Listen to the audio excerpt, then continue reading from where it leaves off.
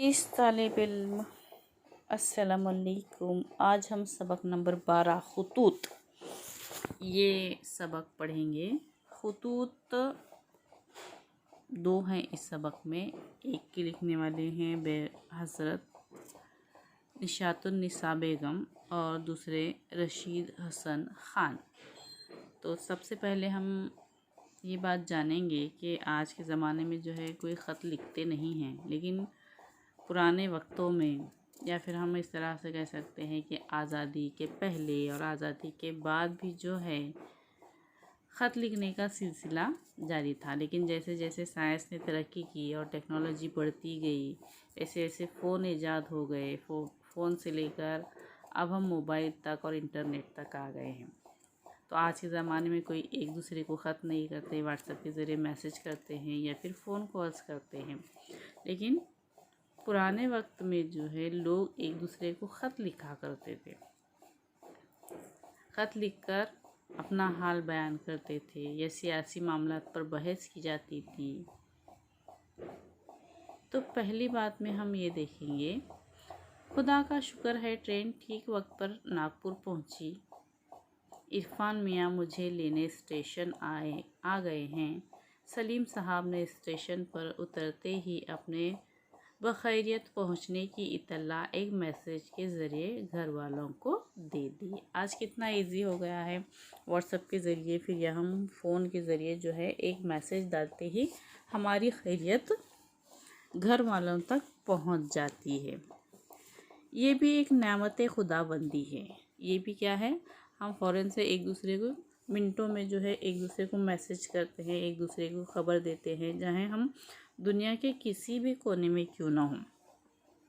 ये क्या है, हमारे लिए एक नेमत ही है। टेक्नोलॉजी हमारे लिए एक नेमत बन गई है कि हम जदीद वसाइल की मदद से एक दूसरे से बआसानी और फ़ौरन रब्ता कायम कर लेते हैं।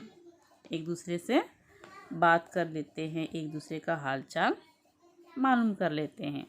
वीडियो कॉन्फ्रेंसिंग के ज़रिए रूबरू बातचीत से भी लुत्फ़अंदोज़ हो सकते हैं, जैसे हम वीडियो कॉल कहते हैं। ये भी क्या है, हमारे लिए बहुत ही आसान हो गया। हम एक दूसरे को देख सकते हैं और बातचीत भी कर सकते हैं। एक ज़माना था जब मुसाफिर के मंजिल पर पहुंचने की इत्तला ख़त या तार के ज़रिए कई दिनों बाद इसके घर वालों को मिलती थी। अब तो ख़त लिखना बीते दिनों की यादगार बनकर रह गई है। अब तो कोई ख़त लिखता नहीं है एक दूसरे को, बस फटाफट से फ़ोन कॉल्स कर देते हैं, मैसेजेस कर देते हैं। तो ये क्या हुआ, गुज़रे हुए ज़माने की बात हो गई है। ताहम इसका चलन अब भी पूरी तरह ख़त्म नहीं हुआ, लेकिन ख़त अभी तरह से जो है पूरी तरह बंद नहीं हुए हैं। किसी न किसी ज़रिए से जो है ख़त लिखे जाते हैं और एक दूसरे को भेजे जाते हैं।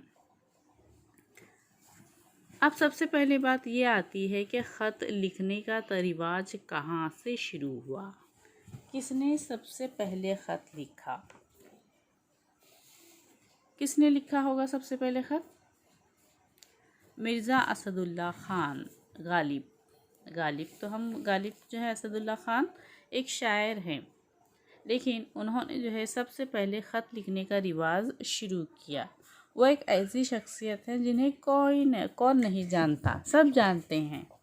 गालिब कौन है? एक शायर है, उन्होंने गज़लियात में अपना नाम किया है ना। लेकिन बहैसियत शायर वो मकबूल तो रहे, लेकिन साथ ही साथ उन्होंने जो है एक दूसरे को ख़त लिखने का रिवाज भी शुरू किया। उनके बहुत सारे ख़त जो हैं एक किताब की शक्ल में मौजूद हैं। 2 मजमूए हैं उनकी किताब के खतूत के। गालिब के खतूत के 2 मजमूए हैं, एक अवध हिंदी और दूसरा उर्दू मोल्ला। ये दोनों जो हैं शाये होकर मकबूल हो चुके हैं, मशहूर हो चुके हैं। तो ख़त यानी क्या? ख़त को आधी मुलाकात कहा जाता है। ख़त लिखने वाले क्या कहते हैं, जब ख़त लिखते थे तो एक दूसरे का हाल मालूम हो जाता था तो उसको आधी मुलाकात कहते थे।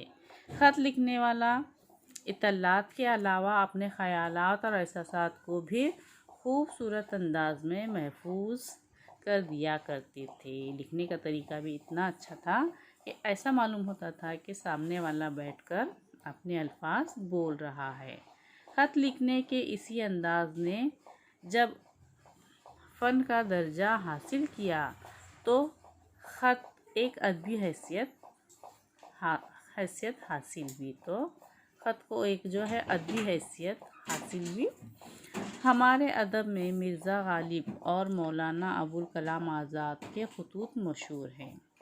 इनके अलावा कई अदीबों और शायरों के ख़ुतूत किताबी शक्ल में मंज़र आम पर आ चुके हैं।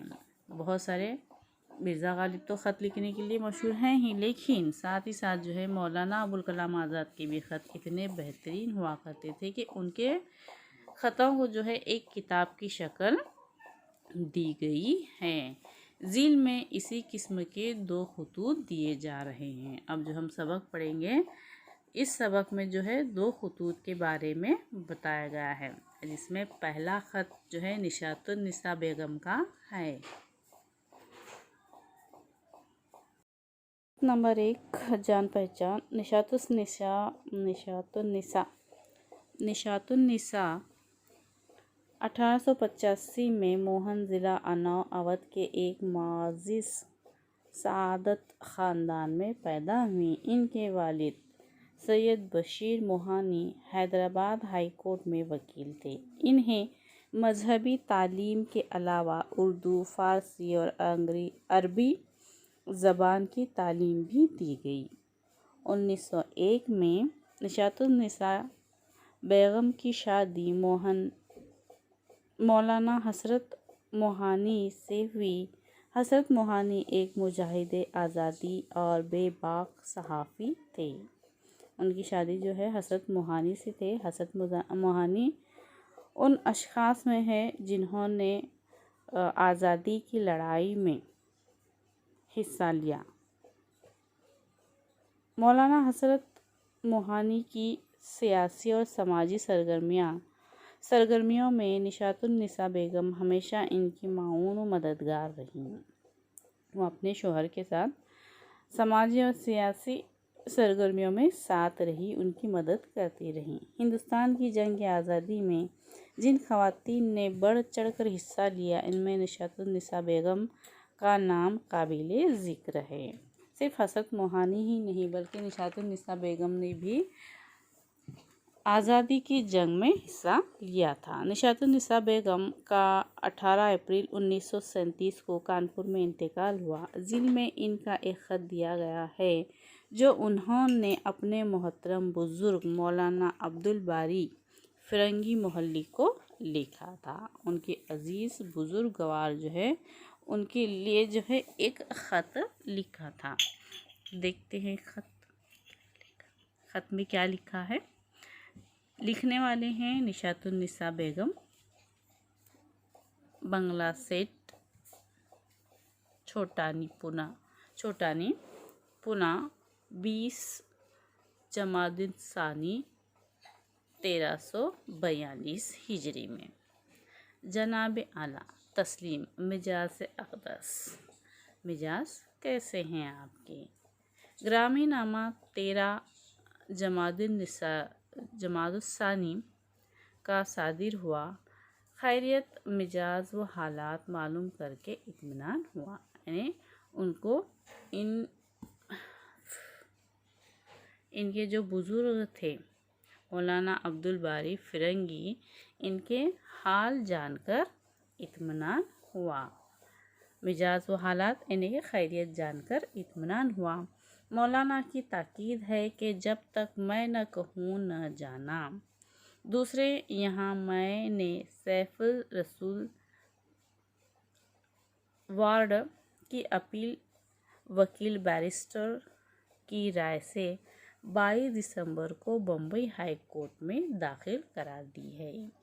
अब हज़रत मोहानी जो हैं, मौलाना हज़रत मोहानी, वो जेल में हैं। जेल में किस लिए हैं क्योंकि उन्होंने जो है अंग्रेज़ों के ख़िलाफ़ जंग आज़ादी में हिस्सा लिया था और अंग्रेज़ों ने उन्हें पकड़कर जेल में डाल दिया था। तो जेल में उनको वहाँ पर सख्त मेहनत और मशक्क़त करनी पड़ती थी, चक्की पीसनी पड़ती थी, उनको सख्त मेहनत की सज़ा दी गई थी। तो उनके ख़िलाफ़ जो है उनकी आज़ादी के लिए जो है जेल से आज़ादी के लिए उन्होंने बैरिस्टर से मिलकर बम्बई हाई कोर्ट में उनकी ज़मानत के लिए केस दाखिल किया था।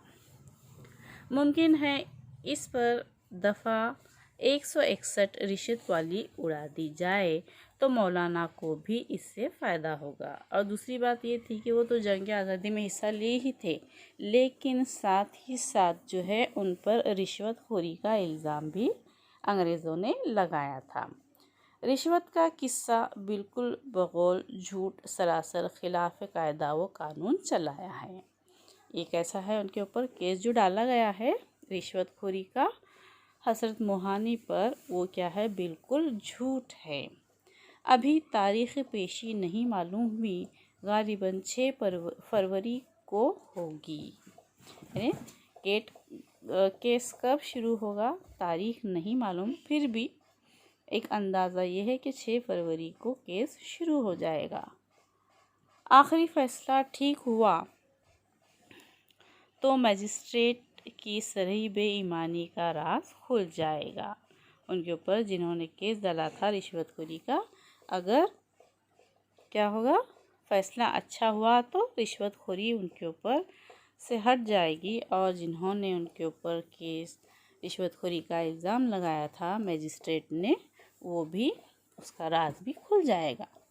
खैर, इलाज बराबर कर रही हूँ। मेरे मर्ज़ के लिए बजाय कानपुर के पुणे की आब व हवा डॉक्टरों की राय से मुफीद है। इसी दौरान जो है निशातुन्निसा बेगम का मिजाज यानी तबीयत भी जो है ख़राब हो रही थी, और डॉक्टरों की राय के मुताबिक कानपुर की बजाय पुणे की हवा उनके लिए सेहत के लिए अच्छी है। दूसरी, ये बंगला भी शहर से दूर बना हुआ है। पहले की बनिस्बत सुबह के वक्त तबीयत किसी कदर साफ़ रहती है, बाकी जो खुदा की मर्ज़ी, इसमें किसी का क्या दखल। कहती हैं कि तबीयत सुबह के वक्त ठीक रहती है, लेकिन जैसे जैसे दिन बढ़ता है तबीयत ख़राब हो जाती है, तो इसमें खुदा की मर्ज़ी है।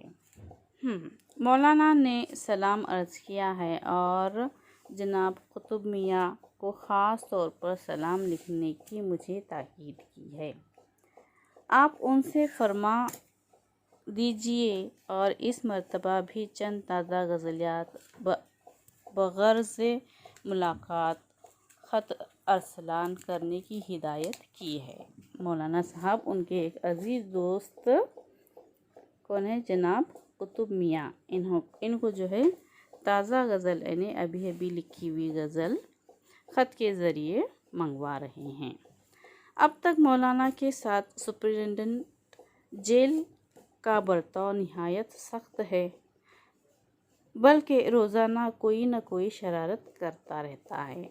जब मौलाना हज़रत मोहानी जेल में हैं, तो वहाँ का जो सुपरिटेंडेंट है वो क्या कर रहा है, उनके साथ रोज़ सख्ती से पेश आता है और कोई न कोई शरारत करता रहता है। जैसे हाल ही में मज़ीद लगवियत ये की कि ब्रश, आईना, सुरमा, कुरान शरीफ रखने का तख्ता, हत्ता कि पानी का घड़ा तक उठा लिया है।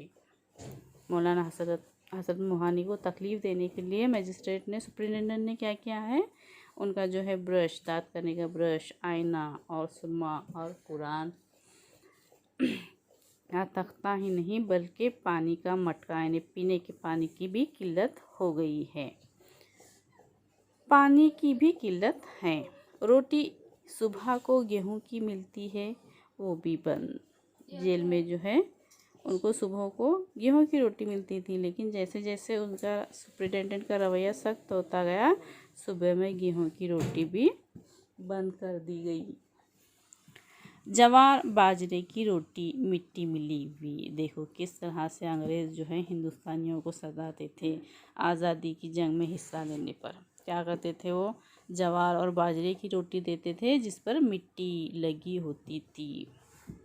तरकारी ख़राब मिलती है।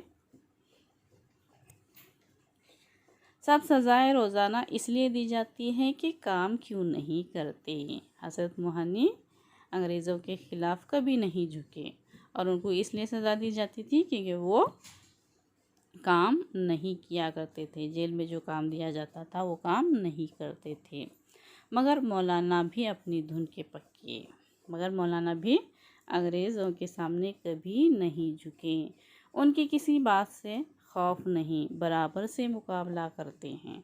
मगर मुझे किसी कदर दर्द पैदा हो गया जब से मुझे मोतबर ज़राए से ये मालूम हुआ कि 1 साल से ज़ायद कैद इंतहाई, इस पर मज़ीद सख्तियाँ और लिखना तो दरकिनार, पढ़ने के लिए एक किताब भी मामूली, इनको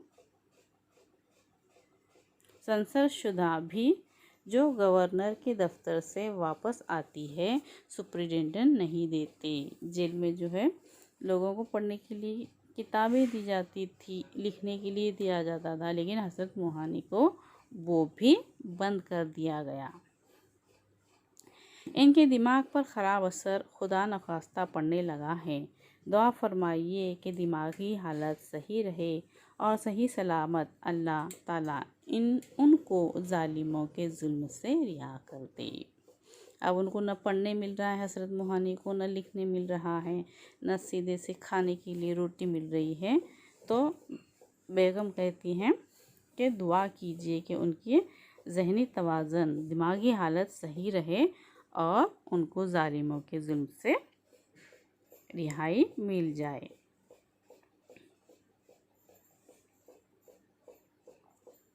अब ख़त के आखिरी में जो है घर के लोगों के ताल्लुक़ से हालचाल पूछा जाता है, जिसमें नईमा, रिजवानुल हसन, सलमा, अब्दुल समी बफ़ज़ल बखैरियत हैं आप और आदाब गुज़ार हैं। उम्मीद है खैरियत मिजाज से जल्दी इत्तला देंगी। और कहती हैं कि घर में जो भी छोटे बच्चे और सलमा हैं वो सब खैरियत से होंगे